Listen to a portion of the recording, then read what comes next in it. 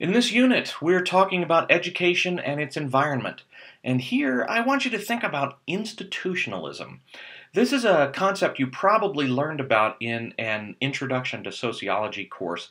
But basically, institutionalism is the concept that all of society operates on the interdependence of the social institutions that make it up. And all individuals who make up those institutions affect the institutions and are affected by them. Now, I'm not talking about brick and mortar institutions like schools and libraries or even jails. Here, we're talking about social institutions, those institutions that make up the foundation of society, such as education, but also religion, family, the economic system, the political system, and so on. Each of these affects education and is affected by education, so there's a symbiotic relationship there, as the book puts it. Each institution relies on all the others to survive, and taken as a whole, they all make up society. So Chapter 9 in Ballantyne and Hammock is fairly straightforward, I think, if you keep this concept of institutionalism in mind.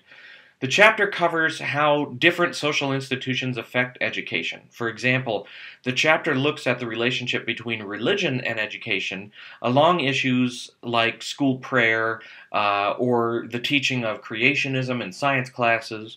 And there are some specifics there about major court cases that have influenced the path of those debates, even though the debates are still ongoing in many ways.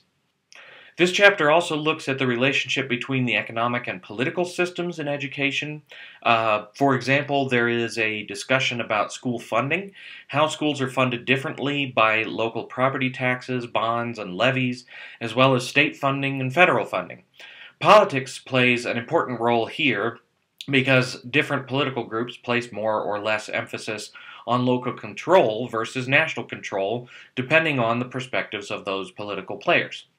So that should be a good intro to Chapter 9 when we talk about the environment in which education operates from a sociological perspective.